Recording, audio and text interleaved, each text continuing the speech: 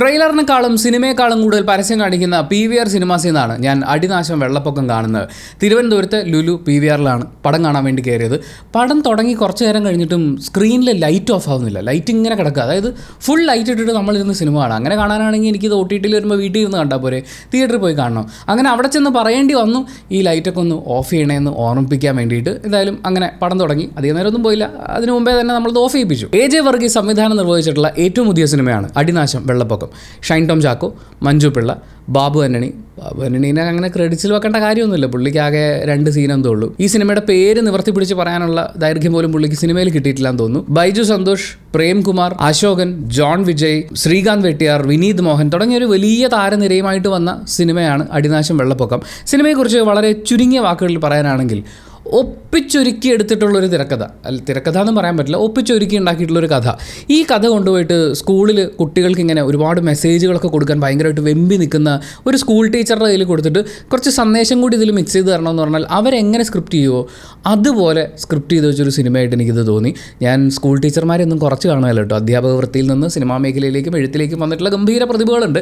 പക്ഷേ നമുക്ക് ഇവിടെ കുറച്ച് മെസ്സേജ് ഇടണം. ഇവിടെ ഈ മെസ്സേജിനാണ് ഇവിടെ ഏറ്റവും കൂടുതൽ പ്രാധാന്യമുള്ളത്. മെസ്സേജ് കഴിഞ്ഞിട്ട് വേണമെങ്കിൽ എന്ത് വൃത്തികേട് കാണിച്ചോ എന്ന് പറയുന്ന പോലത്തെ അങ്ങനത്തെ ഒരു പാറ്റേണിൽ ഉണ്ടാക്കി വെച്ചിട്ടുള്ള ഒരു സിനിമയാണ്. അതായത് സിനിമയുടെ കഥ ചുരുങ്ങിയ വാക്കുകളിൽ പറയാനാണെങ്കിൽ ആടിൻ്റെ കഥയാണ്. അതിനകത്തേക്ക് നമ്മൾ ഈ പറഞ്ഞ സ്കൂൾ കുട്ടികൾക്ക് ലഹരിക്കെതിരെയുള്ള സന്ദേശം കൊടുക്കുന്ന പോലത്തെ കുറച്ച് ഡയലോഗുകൾ ആഡ് ചെയ്ത് 90കളിൽ ജനിച്ചിട്ടുള്ളവർ ക്ലീൻ ഷേവ് അടിച്ച് കോളേജ് പിള്ളേരെ അഭിനയിക്കുന്ന, പക്ഷെ അവർ പഠിക്കുന്ന കോളേജ് കാണുമ്പോൾ ഒരു സ്കൂളാണെന്ന് തോന്നുന്ന, ഒരുപാട് കാലപ്പഴക്കം ഫീൽ ചെയ്യിപ്പിച്ച ഒരു സിനിമ അനുഭവം എന്നാണ് എനിക്ക് അടിനാശം വെള്ളപ്പൊക്കം എന്ന സിനിമയെക്കുറിച്ച് ചുരുങ്ങിയ വാക്കുകളിൽ പറയാനുള്ളത്. ഈ സിനിമയിലെ പോസിറ്റീവ്സിൽ നിന്ന് നമുക്ക് ആരംഭിക്കാം. കണ്ടെത്തണമല്ലോ, കണ്ടെത്തിയിട്ടുണ്ട്. ഈ സിനിമയിൽ എനിക്ക് സിനിമയുടെ തുടക്കം മുതൽ തന്നെ ഞാൻ ശ്രദ്ധിച്ചൊരു കാര്യം എന്ന് പറയുന്നത് ഇതിൻ്റെ ബാക്ക്ഗ്രൗണ്ട് സ്കോറാണ്. നല്ല ബാക്ക്ഗ്രൗണ്ട് സ്കോറായിരുന്നു. ഒരു പക്ഷേ സിനിമയേക്കാൾ മികച്ച ബാക്ക്ഗ്രൗണ്ട് സ്കോറായിരുന്നു വേറെ ഏതെങ്കിലുമൊക്കെ ഒരു പടത്തിൽ. അതിൽ ചില സംഭവങ്ങളൊക്കെ വന്നിരുന്നെങ്കിൽ എന്ന് എനിക്ക് തോന്നി.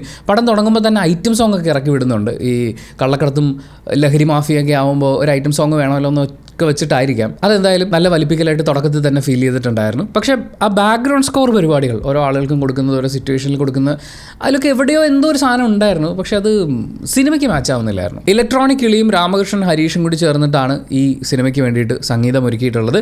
ഇതിൻ്റെ വിഷ്വൽസിനെ കുറിച്ച് പറയാനാണെങ്കിലും ഓക്കെ അതായത് ഈ തിരക്കഥ വെച്ചിട്ട് നമുക്ക് ഇത്ര ഒപ്പിക്കാൻ പറ്റും, അത് നമ്മൾ ഗംഭീരമായിട്ട് ചെയ്തിട്ടുണ്ട് എന്ന് പറയുന്ന പോലെ. പ്രത്യേകിച്ച് ആന വരുന്ന കുറേ വിഷ്വൽസ് പരിപാടികളൊക്കെ ഉണ്ട്, അതൊക്കെ അവർ നല്ല വൃത്തിക്ക് തന്നെ ചെയ്തു വെച്ചിട്ടുണ്ട്. ആക്ടേഴ്സിൻ്റെ കാര്യത്തിലേക്ക് വരുമ്പോഴും ആക്ടേഴ്സൊക്കെ ഗുഡ് ആക്ടേഴ്സാണ്. എന്ന് വെച്ചാൽ നമ്മൾ ഈ പഴയ മലയാള സിനിമയിലൊക്കെ ആണല്ലോ ഈ മുതുക്കന്മാരായിട്ടുള്ള നായകന്മാർ കോളേജ് പിള്ളേരായിട്ട് അഭിനയിക്കുക എന്ന് പറയുന്ന ഇതൊക്കെ ഒരു മേക്ക് ബിലീഫ് അല്ലേ മോനെ.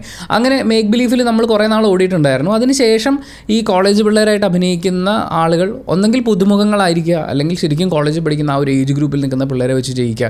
അങ്ങനെ വരുമ്പോൾ നമ്മൾ കുറച്ചും കൂടി ഒരു റിയൽ ഫീൽ ഉണ്ടായിരുന്നു. അങ്ങനത്തെ കുറേ പ്രതിഭകളെ നമുക്ക് കിട്ടിയിട്ടുണ്ടായിരുന്നു. ഈ സിനിമയിലേക്ക് വരുമ്പോൾ സിനിമ തുടങ്ങുമ്പോഴേ നമുക്കറിയാം പ്രധാന കഥാപാത്രങ്ങളെ അവതരിപ്പിക്കുന്നവരുടെ പ്രായം എന്തായാലും ഇതല്ല എന്നുള്ളത്. പക്ഷേ അവരെ കൊണ്ട് പറ്റുന്നൊരു മേക്ക് ബിലീഫ് കൊണ്ടുവരാൻ വേണ്ടിയിട്ട്, എന്ന് വെച്ചാൽ അവരുടെ പെർഫോമൻസിൽ ആ ഹ്യൂമർ കൊണ്ടുവരാൻ വേണ്ടിയിട്ടുള്ള ശ്രമങ്ങളുണ്ട്. തീർച്ചയായും അത് അഭിനന്ദനാർഹമായിട്ടുള്ള ഒന്ന് തന്നെയാണ്. പക്ഷേ കിട്ടിയിട്ടുള്ള ക്യാരക്ടേഴ്സിനെ വെച്ച് മൊത്തത്തിൽ എന്ന് വെച്ചാൽ അവരെയും പറഞ്ഞിട്ട് കാര്യമില്ല. ഇത് എഴുതി ഉണ്ടാക്കിയിരിക്കുന്ന അങ്ങനെയെന്ന് പറയുന്ന പോലെ ഒരു കോളേജ്, ആ കോളേജിന് നാക്കിൻ്റെ അക്രഡിറ്റേഷൻ കൊടുക്കാൻ വരുന്ന ആൾക്കാരുടെ മുമ്പിൽ വെച്ചിട്ട് മഞ്ജു പിള്ളയും അശോകനും അവർ വിവാഹം കഴിഞ്ഞിട്ടുള്ള ആൾക്കാരാണ് അവരുടെ ക്യാരക്ടേഴ്സ്. ഒരാൾ കോളേജിൻ്റെ പ്രിൻസിപ്പളാണ്, മറ്റേ ആൾ ആ കോളേജ് പൂട്ടിക്കാൻ വേണ്ടിയിട്ട് നടക്കുകയാണ്. എന്നാൽ ഈ പൂട്ടിക്കാൻ നടക്കുന്ന ആളുടെ അച്ഛനാണ് ആ കോളേജ് സ്ഥാപിച്ചിട്ടുള്ളത്.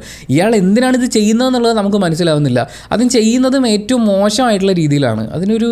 അവർ ഹ്യൂമർ കൊണ്ടുവരാൻ വേണ്ടിയിട്ടുള്ള ശ്രമമൊക്കെയാണ്. കോളേജിൽ ഒരാൾ പുതിയതായിട്ട് വരുമ്പോൾ എൻ്റെ ഭാര്യയുടെ ജാരനായിരിക്കും ഇത് എന്ന് ചിന്തിച്ചിട്ട് അയാളുടെ പുറകെ നടക്കുക എന്നൊക്കെ പറയുന്ന പോലത്തെ ക്യാരക്ടർ ഒന്ന് ആണെങ്കിൽ തന്നെ എനിക്കെന്തായെന്ന് ചിന്തിക്കുന്ന പോലെയാണ് ഈ സിനിമയിൽ നമ്മൾ ഈ ക്യാരക്ടറിനെ കാണുന്നത്. പിന്നെ ഇതൊക്കെ എത്ര കാലം കൊണ്ട് നമ്മൾ കണ്ടുകൊണ്ടിരിക്കുന്ന കോമഡികളാണ്. അതിനൊരു കോമഡിയായി കാണാൻ പറ്റാത്തൊരവസ്ഥയിലേക്ക് ആ കോമഡി ഓവർ യൂസ് ചെയ്യപ്പെട്ടിട്ടുള്ളൊരു സാധനമാണ്. അത് വീണ്ടും നമ്മൾ ഈ സിനിമയിൽ കാണുന്നു. ഷൈൻ ടോം ചാക്കോനെ കൊണ്ടുവന്ന് ലഹരിക്കെതിരെയുള്ള സന്ദേശങ്ങൾ പറയിപ്പിക്കുമ്പോൾ അത് ഷൈൻ ടോം ചാക്കോ പറയുന്നു, അപ്പോൾ ബാക്ക്ഗ്രൗണ്ട് സ്കോർ ഇങ്ങനെ പോകുന്നു. പിന്നെ ആ ക്യാരക്ടറും അങ്ങനെ ചേർന്ന് നിൽക്കുന്ന ഒരു ക്യാരക്ടറാണ്. അതുകൊണ്ട് തന്നെ അതിൻ്റെ അകത്തൊരു ഹ്യൂമർ എലമെൻറ്റ് കൊണ്ടുവരാൻ വേണ്ടിയിട്ടുള്ള ശ്രമമുണ്ട്. പക്ഷേ കസേരയിൽ ചാഞ്ചും ചരിഞ്ഞൊക്കെ ഇരിക്കുന്ന, മൊബൈൽ ഫോൺ കൈ കെട്ടിക്കഴിഞ്ഞ് 26 കറക്കുന്ന ആ ഷൈൻ ടോം ചാക്കോയെ ഞാൻ വീണ്ടും കണ്ടടോ എന്ന് പറയുന്ന പോലത്തെ ഒരു അനുഭവമായിരുന്നു. പിന്നെ നേരത്തെ പറഞ്ഞ അശോകൻ്റെ വെറുപ്പിക്കൽ, ബൈജു ചേട്ടൻ്റെ വക പുള്ളി തഗ് ഡയലോഗ് പോലെ ഇങ്ങനെ പറഞ്ഞു കഴിഞ്ഞാൽ അത് കോമഡിയാകും. കോമഡി ഉണ്ടെങ്കിൽ അത് കോമഡി ആവുള്ളൂ, അല്ലെങ്കിൽ അതിനകത്തൊന്നും ഫീൽ ചെയ്യില്ലല്ലോ.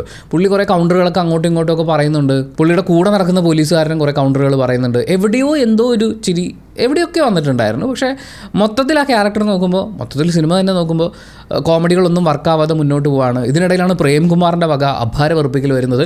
അദ്ദേഹം ഒരു മുതിർന്ന പോലീസ് ഉദ്യോഗസ്ഥനാണ്.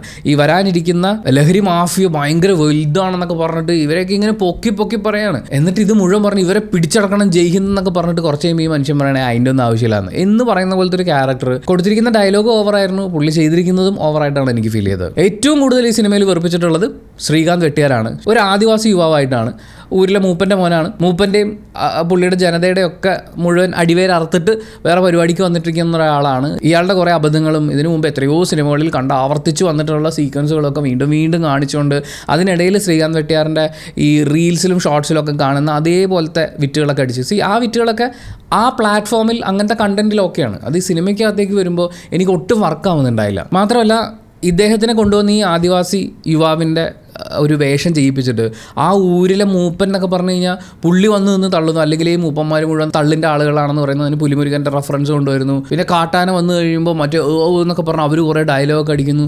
മൊത്തത്തിൽ ആദിവാസികളെയൊക്കെ ഇവർ കളിയാക്കുകയാണോ ഇപ്പോഴും ഈ പറഞ്ഞ പരിപാടിയിൽ നിന്നൊരു മാറ്റമില്ല എന്ന് ചോദിക്കാൻ തോന്നിപ്പോയി. ഇവരുടെ ഒന്നും കൂട്ടത്തിൽ പഠിച്ചവരാരും ഇല്ലടെ എന്ന് ചോദിക്കുമ്പോൾ 2ാം ക്ലാസ് വരെ പഠിച്ച ആളാണ് അവിടുത്തെ ഏറ്റവും മൂത്ത ആളെന്നൊക്കെ പറയുന്ന അതിനെയൊക്കെ വീണ്ടും സിനിമയെ കാണുമ്പോഴേ ഭയങ്കര അരോചകമായിരുന്നു. പിന്നെയാണ് ഈ സിനിമയുടെ പ്രധാന ഒരു വിഷയത്തിലേക്ക് വരുന്നത്, അതിൻ്റെ മെസ്സേജ് കൊടുപ്പാണ്. സിനിമയുടെ തുടക്കത്തിൽ കുറച്ച് മെസ്സേജ് ഉണ്ട്, ഇൻ്റർവെല്ലിന് മുമ്പങ്ങാണ്ട് കുറച്ച് മെസ്സേജ് ഉണ്ട്. സിനിമ തീരുമ്പോൾ ബാബു ആൻ്റണി വന്നിട്ട് കുറച്ചും കൂടി മെസ്സേജുകളൊക്കെ ഇട്ട് കൊടുക്കുന്നുണ്ട്. സ്കൂൾ കോളേജ് കുട്ടികളുടെ ഇടയിൽ ഈ ലഹരി മരുന്നുകളും പദാർത്ഥങ്ങളും ഒക്കെ 10 ഇരട്ടിയോളം വർധനമാണ് ഉണ്ടായിട്ടുള്ളത്. അപ്പോൾ അതിൽ നിന്ന് നമ്മൾ കുട്ടികളെ രക്ഷിക്കേണ്ടതിൻ്റെ ആവശ്യകത, പിന്നെ കുട്ടികളിൽ തന്നെ നമുക്ക് വേണ്ടി പോരാടുന്ന പോരാളികളുണ്ടെന്നൊക്കെ പറയുന്ന അങ്ങനത്തെ കുറേ സാധനങ്ങളൊക്കെ പറഞ്ഞിട്ട് തിരിച്ചു പോകുന്നു. പക്ഷേ ആ മെസ്സേജ് കൊടുത്തിട്ടുള്ള ആൾ ചെയ്തതൊക്കെ ഭയങ്കര മോശമായിട്ടുള്ള ബോറായിട്ടുള്ള കാര്യമാണ്. അതിപ്പോൾ പറയാനാണെങ്കിൽ സിനിമയിലെ സ്പോയിലറായി പോകും, അതുകൊണ്ട് അതിലേക്ക് കിടക്കുന്നില്ല. പക്ഷേ ഈ പുട്ടിന് പീര വെച്ചിരിക്കുന്ന പോലെ 3 സ്ഥലത്തായിട്ട് മെസ്സേജ് ഇട്ട് ഇതിൻ്റെ ഇടയിൽ കുറേ വർക്കാവാത്ത ഹ്യൂമർ കുത്തിക്കയറ്റി എന്നാൽ കൺവിൻസിങ് ആയി ഒന്നും തന്നെ അവതരിപ്പിക്കാൻ പറ്റാതെ പോയ ഒരു സിനിമ ഞാൻ അങ്ങനെ കണ്ടു തീർത്തു എന്നുള്ളത് മാത്രമാണ് അടിനാശം